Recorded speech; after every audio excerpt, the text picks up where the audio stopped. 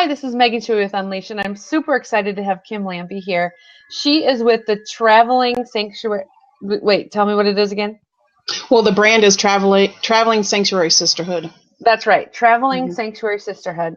And I met Kim, I don't know, 5 years ago, longer than that, 8 years ago maybe, when she was thinking of starting this business. And it has twisted and turned and changed in lots of different ways. And so I'm really excited to hear her story and to have her share it with you too. So welcome, Kim. Why don't you tell us a little bit about yourself and your business? So, Traveling Sanctuary Sisterhood is bags, wallets, and coin purses that are made out of vintage and reclaimed textiles. We sell retail, we sell at shows, and we sell online. And it came to be a bag because of my own midlife crisis. And the Traveling Sanctuary, became a metaphor for me, and it had all these parts. And it was all about my own personal growth. But I never really thought the business would be actual bags. What did you think it would be at first? Well, I come from business operations and business process improvement, so I had all this experience, and I thought I would be consulting with, kind of like what you're doing, consulting with women business owners, and more of a soft, right-brained kind of approach, but then also bringing in all the tools. So I said, you have your fuel and you have your tools. And for whatever reason, it just never really clicked. Both, I think, because where I was in my personal life and things I was dealing with. And then just also, I don't know, it just never really, I don't know if I didn't actually commit to it so much. So then it turned into a business of physically making bags. I'll probably come around to the whole meaning thing and do other things than just make bags. But I think it had to be making the physical thing for a while. So that is so interesting that it shifted. So, you pivoted so drastically. But I mean, it just feels like something you are so meant to do now. I mean, the bags you make are beautiful. They are so creative. And I just saw you, Kim and I live in the same town, and I just saw you at the store, and I said, what are you carrying now? And I just love that your bags tell a story. So tell us about how you got started making physical bags and where that all came from. Well, so I don't even remember how many years ago, but I had a medical leave, Mm-hmm. and during that medical leave in my life, I was like super busy. I mean, I was a wife, a mom, just everything going on. And so when I had that 6 week break and I was home by myself, during that time, my brain stopped, all the stuff that, I mean, I just had time to like really assess what I was doing in my life and how things weren't serving me anymore. I mean, they had served me, but it's like, this really isn't serving me, and it's really exhausting me. And so then I started to go on the search of what did I really want to do? What did I like about what I was doing now? And I like realized I didn't want to be in corporate. Mm-hmm. That wasn't serving me anymore. I didn't want to try to sustain a lifestyle that we had, all the commitments, all the time, all the energy it took. I didn't want that, but then I also knew that I was going to require like some major pain. Like I really needed to really shed a lot of things, make a shift. But then I also had my husband and my kids to think about, and what they wanted and what they were accustomed to. So all of that. So then I started carrying this bag, and I had my journal and books and my iPad or my iPod with music and just things that really I went on a journey, like a discovery of myself. So I started calling my bag my traveling sanctuary. Mm. And I kind of forget the question you asked me. No, that's exactly. That's great. And how did you? The question was basically, how did you get into making the physical bags, and how did that transition? And then using the vintage goods, what was that transition? Okay. So my bag was, so I had my purse and then I had my traveling sanctuary bag I took everywhere with me. And then I realized like that bag had all these parts to it. Mm-hmm. And so it became like kind of my mantra, like my go-to, like, okay, the inside is my heart and I can turn that inside out if I want and really show my heart. The whole handle and all the way around was faith in the process, like the whole circle thing. And then the transition, and then I was starting meeting all these amazing women and they were kind of sharing their stories. So I won't go into, I mean, because there's so many parts to the bag. And so it took me 5 years from when I started carrying a traveling sanctuary bag to when I actually left corporate. Wow. Took me that long to get up the courage to do it. And then I kind of went through a whole personal crisis right after I left. And then my son had some emotional issues and I ended up, I think it was like 2.5 years ago, about 2 years ago, I had to leave and go. I took my son to my parents to finish school in 6th grade. Wow. I had been working part-time and I had started making these bags and putting all these parts and then so I didn't have my part-time job. And then my sister invited me to, she did jewelry at Mercy Hospital in Iowa City and they were having an employee craft sale. She goes, why don't you make some bags and like come and like sell next to me? And so then I was at my parents and my mom had everything I needed. And she had an attic full of feed sacks and vintage fabrics and all the stuff that we love. And I just started making the bags. That's all I did. I sat there. My dad sat in his recliner. I was in the dining room table and I just sewed all day. And then I sold the bags at the craft sale. And then my sister was doing jewelry and I said, it is the Traveling Sanctuary Sisterhood and you are my sister. I said, you could even do jewelry in it. And then she said, I'll do bags too. So then she still works full time, but she doesn't have kids. So she has a lot of discretionary time and discretionary fun. So, so she sews and we both do this together. And then we started going to shows and then it just, just took off, I guess. It's so interesting that it's almost like the universe conspired in your favor to give you a therapeutic exercise in making these bags and being with your family and getting your son where he needed to be for what he needed. And it just conspired to just be like the perfect place for you to be in at that moment. And you couldn't have predicted that.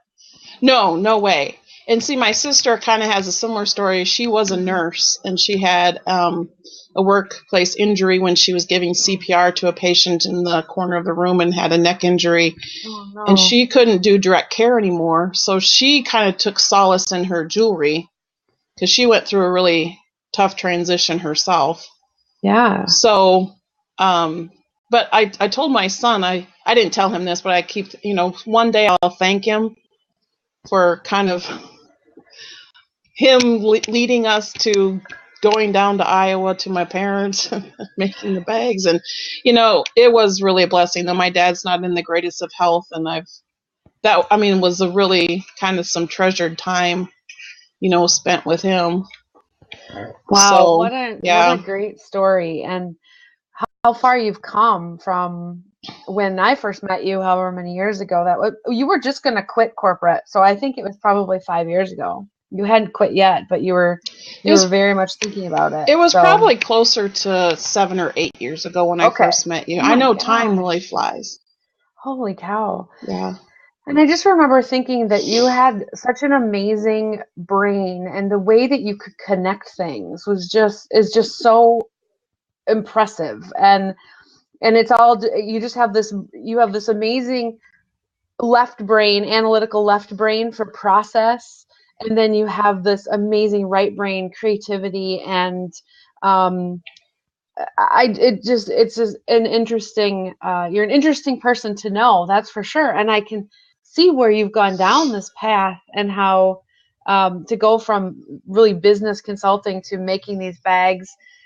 Did you ever regret that you stopped doing the business consulting? Is that something that it just wasn't the right time and so you'll get back to it kind of like you said, or do you have any regrets, I guess is what I'm trying to ask? No, not at all.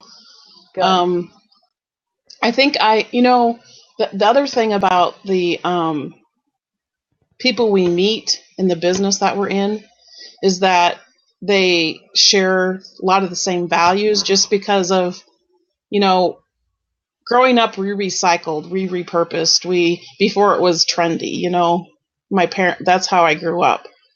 And, we love old things, we love the connection. And so there's just the people who buy our things and the people that we go to shows and the other vendors, we like share their values so much.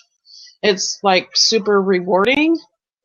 And eventually, I can imagine, because I want to take some other paths and get some other income streams other than just the physical making of the bags and stuff.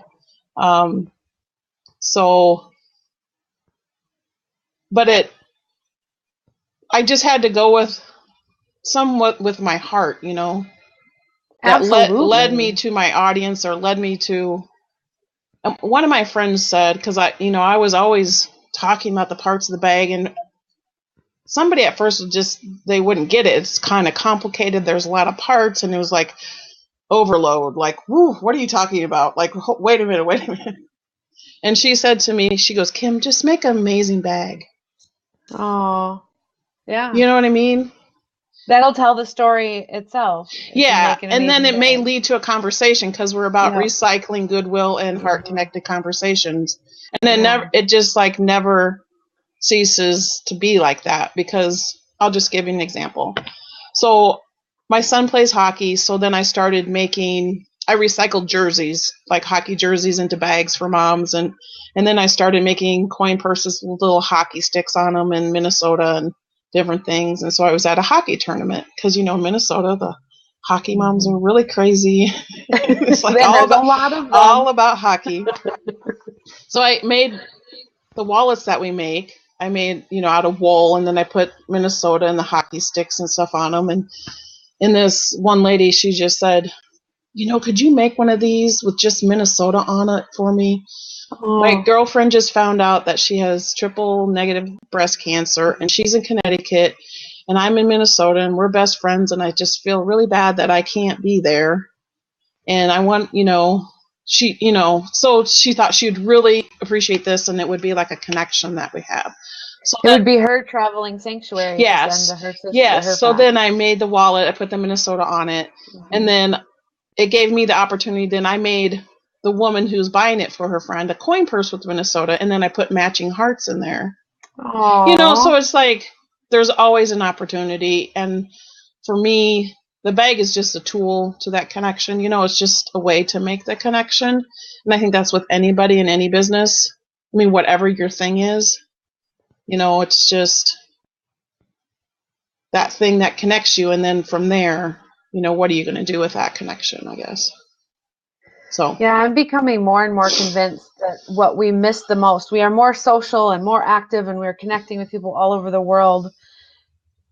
But it's pretty skin deep.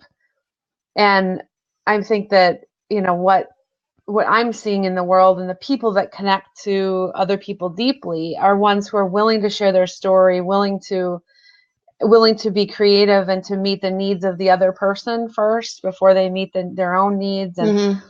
and that just seems like what you're doing is connecting at such a deep level through a physical product that has tons of heart in it. And I just think it's just so powerful what you're doing and how you're connecting and how you're building a business out of this. It isn't just a hobby. You said in a group the other day you're doing a profit margin analysis, and I was like, yes. So tell me about how you're building this as a business. So I'm very fortunate that my husband has a really good job, and he's very supportive. And because when I left, my corporate job, I mean, I left a really nice salary and a lot of security. I call it the velvet handcuffs. Like, Yeah. it's nice, but it really Comes ties. at a price. Yeah, definitely. Everything comes with a price. Mm-hmm. And so, I mean, we prepared ourselves for me not having that. Mm-hmm. And so that meant different lifestyle choices, but also so much burden of those things and payments and all that is lifted. And the fact that we're not dependent on my nice salary is free, somewhat freeing. Because if I absolutely had to go get a 9 to 5 job and start making consistent, I could still do that, and we could probably save most of it. That's kind of a nice feeling because Yeah. we kind of set Yeah, no ourselves up kidding. for that. So then, I mean, it's hard to convey to him the faith in myself but I also knew it was going to take time. So a lot of it, the first year was a huge learning curve and figuring what shows, what sold, how to get into retail, how to price. I mean, so I went into it knowing it was going to be a huge learning curve. And I guess not necessarily shackling myself to it has to be this much money, I have to make this much, and it's kind of the same story when I first started corporate, because I only went to a year of college, but then I started working in corporate, and in my mind I said, I didn't go to college, but this is going to be my college.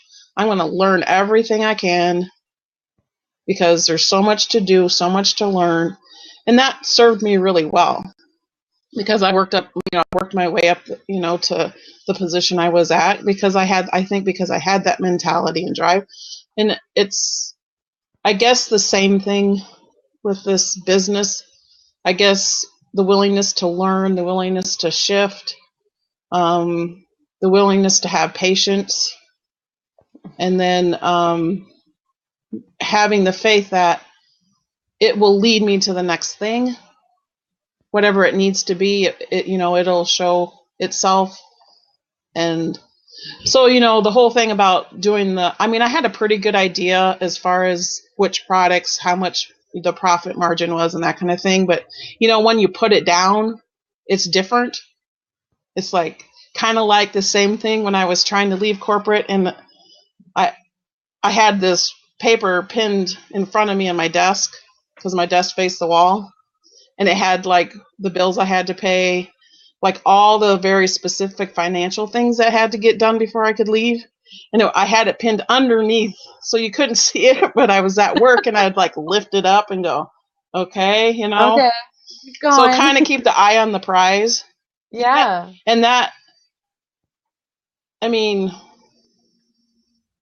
that shifts your mind. I mean, it just kind of shifts. You kind of know it, but once it's there and you're staring at it and it's like, this is the facts, Jack. Yep.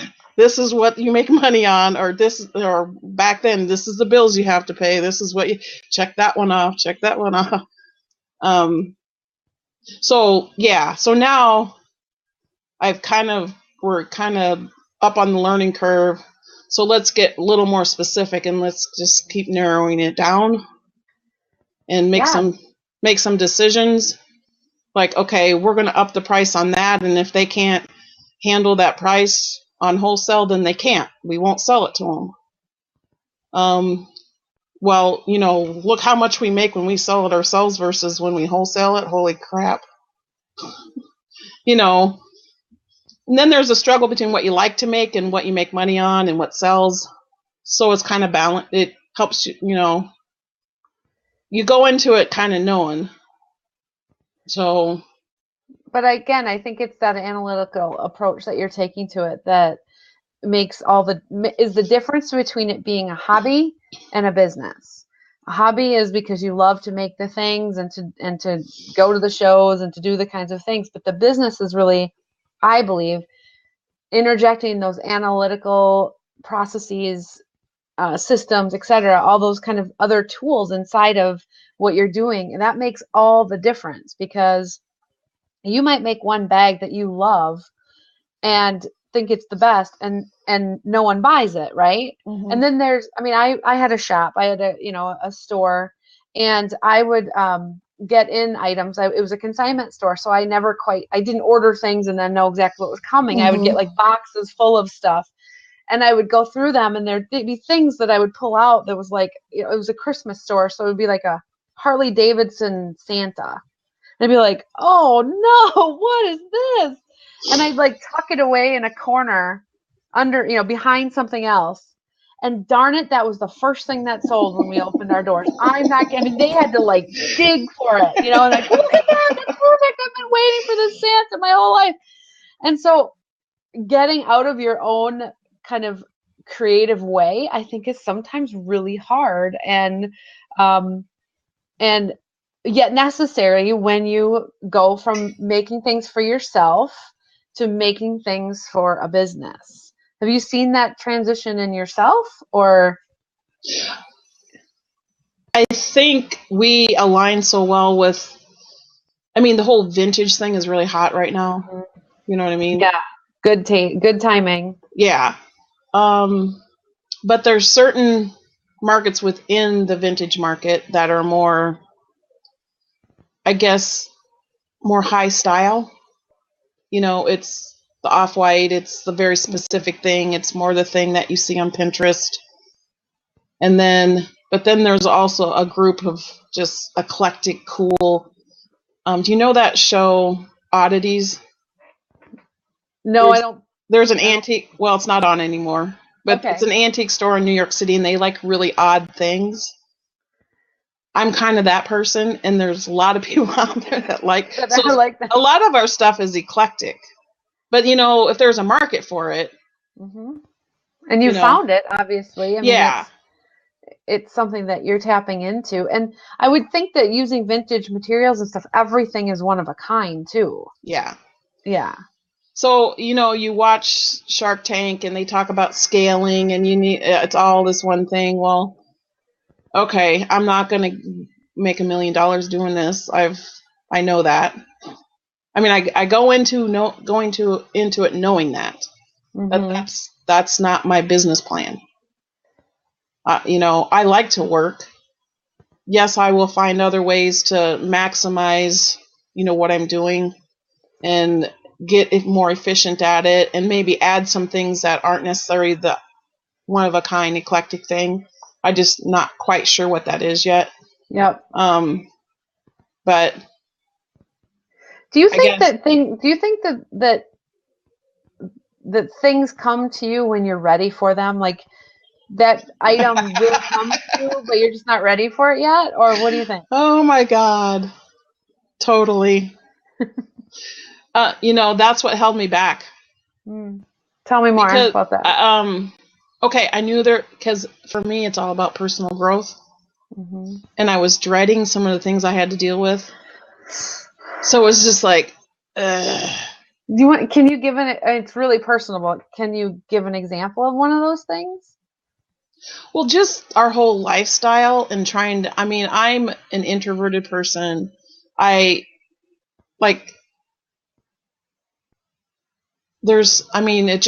had to know my own limits as far as trying to maintain a lifestyle and maintain, everything I was doing. But just realizing that, oh my gosh, this is not serving me. And what am I going to do about it? And how is this going to affect my personal relationships? Because what if he doesn't want what I want? And a lot of times when you're going through your own personal growth, it really puts a strain on your relationships because it brings up everybody else's crap. And you change. Yes. And will they still like me? And then they don't know who you are because you don't know who you are. And so how do you continue to be in a relationship with somebody where they don't know you because you don't know you? And then as you start to kind of peel back the layers of the onion, you find out who you really are. And then you wonder, will they still like me now that I'm really who I am? Okay, so I'll give you a prime example. Yeah. Okay, so I mean, obviously, my husband and I haven't always seen eye to eye with this whole journey. We've gone through our, I You mean, can imagine. it's gonna happen. Yep. And I wasn't a born entrepreneur. I mean, I didn't have my own business at 6 years old.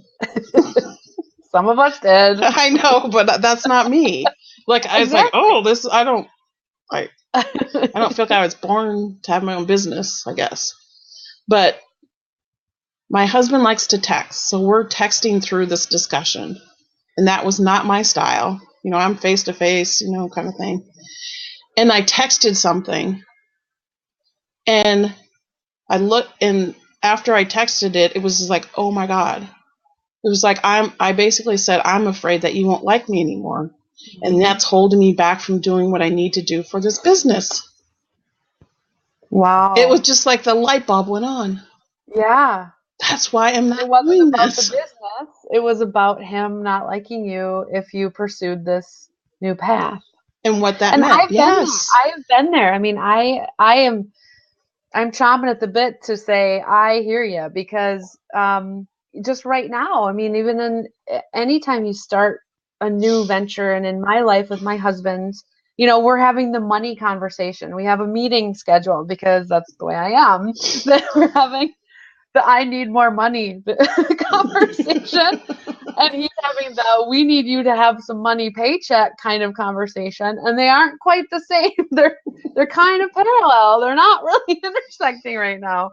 Yeah. So I really get it, and you do wonder if they will like you, and if you're the only one who, because I feel the same way about the belief in myself and how I can build this business I've been held back for a while, and now I feel like the reins are released, and now I'm chomping at the bit to get going, but I need a few more months. I need a little bit more time. And how do I tell him that? And he's an entrepreneur himself. He has his own business. Yeah. That doesn't necessarily make it easier, because that means we don't have that steady income every month that some other people might have. His fluctuates too. So Yeah. I definitely hear you and feel the same struggle and I don't know that you can, as a woman, I don't know how you could be a business owner and not go through significant periods of personal growth. I don't think it's possible to not. Nope.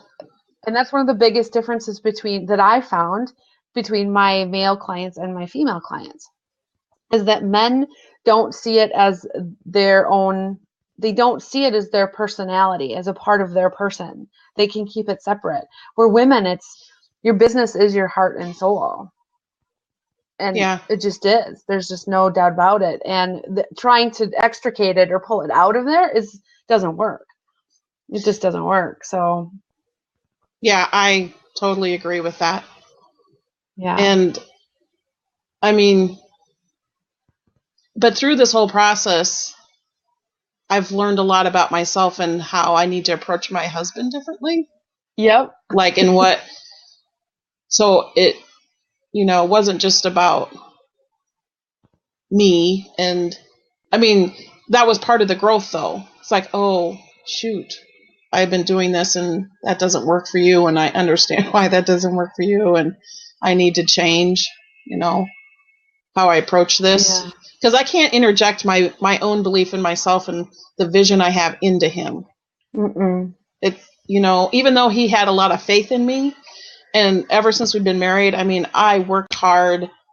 He has always known me to take initiative, but this leaving corporate was like, I totally, like, everything just like I was a mush, like I had to start over. And so it was like, I think he thought, where's that person? Like, always, because he was on the road for 5.5 years, and he was home 3 weekends a month, and so it wasn't easy, because the last 5.5 years of my corporate life, he was on the road, and so that had a whole dynamic in it too. But oh yeah, wow, what a challenging thing, and I think we underestimate the role our spouses play. Now I'm really lucky, and it sounds like you are too, that they've stuck by you. You know, he's stuck by you. And my husband is absolutely stuck by me. And even when I think he's not quite, I know he doesn't know what the hell I'm talking about a lot of the time. And, you know, I'll start talking about Facebook ads and algorithms and all sorts of stuff. And he just glazes over, but he's like, that sounds really interesting. Like, go for it. And, you know, so, and he, you know, watches my blabs and he shares what he can, and, you know, so he does what he can. But I think there is a really interesting dynamic that happens when you go through intense personal change with your spouse. And Mm-hmm. I definitely am right there with you. Yeah. Yeah. It's a trip. But it is a trip. And I think that, you know, I just kind of went through a really, really tough spot. And what I think may really hurt a lot of marriages, this situation, actually, I think made mine way better. I mean, I can't say enough about how that personal growth process through an external situation made my marriage better. I mean, what an ironic thing, to all that pressure and stuff. But I think that's the thing about business is there's so many ups and downs. It isn't like corporate where you go the same day, every day from 9 to 5. You take your same lunch. You go on your same vacations. And some people really thrive in that. That's great. Just wasn't for me, and it certainly is not for you. I mean, obviously. What do your corporate friends think of what would happen to you? Where you've been? Oh my gosh. So, remember before we recorded, I told you about these videos I was doing? Yeah. And this funny thing, people at work kind of knew I was going through some transition, because I was blogging at that point online and everything, and I was talking about my traveling sanctuary bag and all the parts. I was doing that while I was still full time, you know. And I was talking with somebody at work. He was in IT, and we became, you know, close. I mean, we talked a lot because we were kind of islands in our office because we were corporate. We didn't work for the Lake City facility. But that's where we officed. So we're like, he was on an island, I was on that. So we kind of had that common thing. So we'd talk, you know. Yeah. And he conveyed to me, and he was talking to somebody else in another facility, and they insinuated as if I was going crazy. There's that. I didn't know if I should take that as like a compliment or. Well, in the corporate world, it absolutely looks like we're crazy. Yeah. You know, why would you leave that steady paycheck and health insurance and disability, you know, short and long-term disability and life insurance? And the stuff I was sharing online was like, you know, kind of spiritual and kind of, you know, just opposite of everything opposite, which is so sad. But, you know, then you were doing the whole video thing. So I like, I'm going to watch these videos I did like 5 years ago. Yeah. And I go, I know why they thought I was crazy. Yeah, in the Facebook group, Female Entrepreneurs Unleashed, we had a video challenge where I challenged everybody to do one video a day for a week. Yeah. And because a lot of people just are afraid to do video. And I understand why. It's terrifying at first. And, you know, I always say that the only person that's surprised by what you look like is you. All of us already see you. So it's just like getting out there and showing up. And so yeah, I think that's so funny that I wish you wouldn't have deleted them. I mean, do you have them somewhere? No, I deleted them. You just deleted them. Because I'm going to make new videos. Okay. You're going new. They're all new. All right. No, I really like the idea of videos, and even just making a personal connection with our customers. It just, you know, would be awesome to put some of that on the Facebook page. You know, it's like, here's my day, and I'm making this or little story or something. Huge right now. Yeah, I know. I mean, I don't know if you noticed on my Unleashed, I use Facebook Live. Mondays is kind of the day, you know, I like shower and get ready for the blabs. Then I try to maximize the hell out of that because it doesn't always happen the rest of the week. Yeah, I know. Yeah. So on Mondays, I try to do a Facebook Live, and the engagement that those get and the shares and the views, it's amazing. And they're so fun to do. And you have a perfect story to tell. Every bag, every piece of fabric, everything. Yeah. You can tell a story, and that's what people connect to. It's the story behind it. Oh, yeah. So yeah, I do post little memes and stuff of my day and the odd things I have in my sewing room, like. Are you in your sewing room now? Yeah. This is Baby Head. She's my daily companion. She talks to me now. She's freaky. That's what I mean. I like odd things. Like yeah, you do. It's like this. Oh, head comes off. So, well, it's just this piece of wood I cut for something, and this was in a box of stuff from an auction. So it's like, you're now my little friend. I think you could do a blog series about what she sees you do. What the baby head sees you do. One thing is like, you can't put baby in a corner. Yeah. Oh, yeah, watch me. I have a weird sense of humor.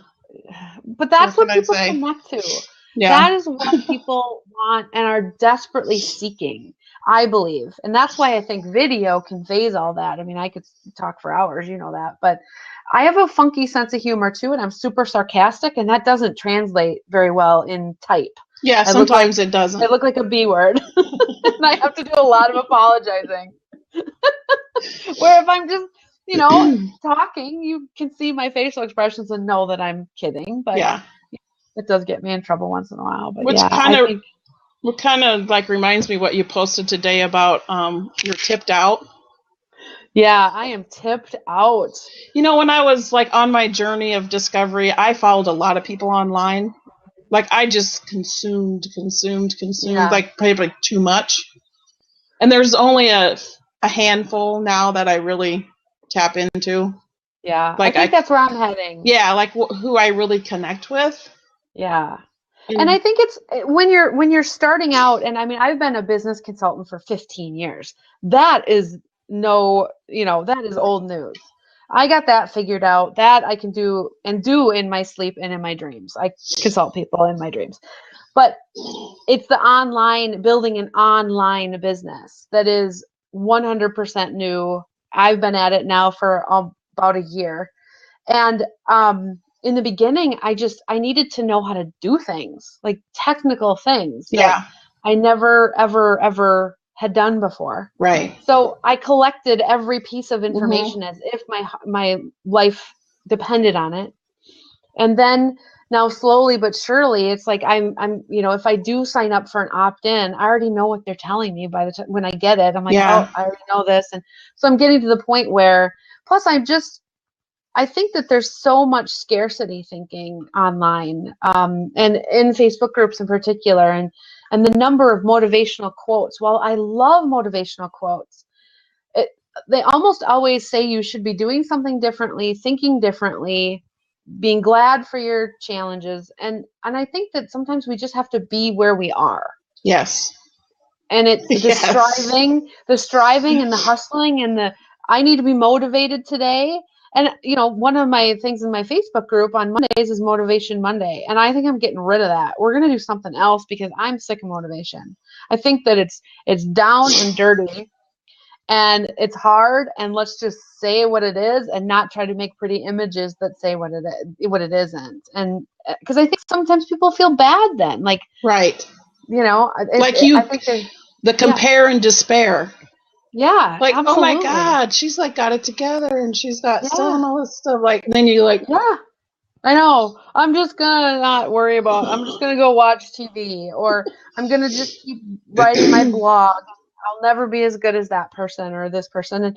But I think that there's a point that part of my journey over the last year has been that I wasn't sure what I was selling. And much like you, like, what am I selling? I can sell hours of my time as a business consultant. That's not hard. People can understand what that is relatively easily. But I'm making a different kind of product now, where now it feels like my focus and I can have blinders on. I don't need all that other stuff because now I have a plan. Mhm. And so I don't need to know all this other stuff out there anymore. So focusing is really important, but I don't, just like you, I don't think you can know what you're going to do until you try it, until you Right. go to the hospital auxiliary fair and sell some bags. If you wouldn't have said yes to that opportunity, Yeah. would you, where would you be today? Would you have found it in a different way, or I would you have just don't know? eventually got there because the bag always showed up. It was Yeah. always about the bag. Yeah. It's like, oh, the bag, Yeah. the bag, the bag. I'm gonna make bags. I need to make bags. I need to talk about bags. I need to look at bags. I need to make bags. It's Just all like about the bag. it is. And for me, that is always about supporting women entrepreneurs.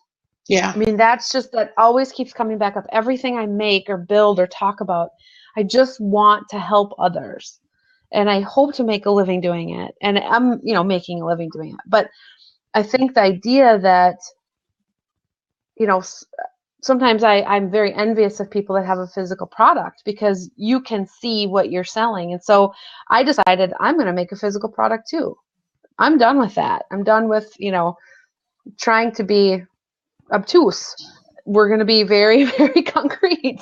So that's what I'm working on now, that I can see how once you get that idea of a physical product, how easy it is to stop following everybody, to stop bringing in all that information, because now you have a plan forward. Is And that true? yeah, kind of a turning point for me is Pinterest came about, and I'm a very visual person. So I started a traveling sanctuary bag vision board, or not vision board, but it was Well, an it's online a vision board. board. Yeah, sure. And anything that really kind of stuck out, I put on that Pinterest board. And then I physically printed the pictures and I physically Oh, glued them on. And then I nice. have it. Can you see that? Yeah. That's my ironing board, and I Oh, have all yeah. those things right there. Yeah. One of those Wow. was my Pinterest board. That then, like, the whole cathartic physical part of actually cutting it and pasting it and getting real physical with it, kind of like making a bag, I guess. Yeah, I suppose. Then it almost like, like ding, That makes me think we should do a vision board challenge and the Facebook yeah, group, yeah. because I think that would be it'd be fun to do together and to have people show us each other's and what things mean to each other. And because I've done one of those almost every year. The first one I did, I was sitting next to Danielle Laporte, if you know who she is. I still I love went her. I went to a conference up in northern Minnesota. This was before she stopped doing any traveling. It was like one of her last kind of things. And I didn't really know her. I had read the Firestarter sessions that I love, but I wasn't a fan, like fangirl fan. I liked her stuff. Yeah. And this was before she put out the Desire Map. She had just released that. So I went to a conference retreat in up north in Nisswa, and we bonded. I don't know. I'm super, I didn't know anybody. A lot of the women came with other women, and I was just kind of alone, and she was kind of alone. And so we kind of like hung out. And when we did our vision boards, she had this like a Moleskine notebook that she did hers in, which I thought was really a good idea because it's portable then. So I that kind of sticks in my mind. But I did my vision board sitting next to her, and I just think it has a certain magic to it that so I keep it up. It's up on my wall right there, along with the Y schedule for swimming, which I never go. But yeah, I think that vision boards are so important, and especially for people like you and me that are super visual. And I think I can get trapped in my brain thoughts that once I have a picture, a visual something that I can attach it to, starts the process of moving it outside of my body into actual reality. My son keeps calling me. I don't know why. All right. Well, you know what? We can wrap this up. No. Just give me a quick second. Okay, I'm going to pause record. All right, you took care of your situation with your with your child. Everything's fine, sounds like. So any parting words that you'd like to leave with other entrepreneurs or brand new business owners or somebody in corporate who's looking to take the leap? Any thoughts that you'd like to leave with? So many thoughts. Okay. I guess just trust yourself, and it's not all about the doing. What does that mean? Be still. Just be with yourself, and because I think we're kind of in a doing obsessed society a little bit. And like I really like what you said about just be where you're at. It's okay because I guess that's where you need to be. And so like doobie doo, like Scooby Doo, Yeah. Like insert the rest in your mind, being quiet and not thinking it's all about the doing part. Yeah. I think that's so important. And just be open to what, I don't know anybody that has their own business that hasn't had to deal with personal change. Even the guys, they say it's not, but it is. Oh, I mean, they won't make all the connections and relate it, but they do it different. They just do it in a different way. That it's just a different. Yeah, I would ditto everything you just said. And be willing to get it wrong. Yeah. And that's so hard. And that's so hard for, us I'm a type A personality where I like to have everything figured out and planned out. And it's supposed to go a certain way. And then when it doesn't, there's a part of me that takes that personally and says that I'm a failure or I didn't do it right. I should have seen it coming. I should know better. But that doesn't serve me at all. What serves me is what can I learn from this? Yeah. And for me, like the physical making of a bag, like I make a mistake. Some of my mistakes have been like the most awesome, like, oh my gosh. Oh, yeah. This way. And like, wow, that really turned out awesome.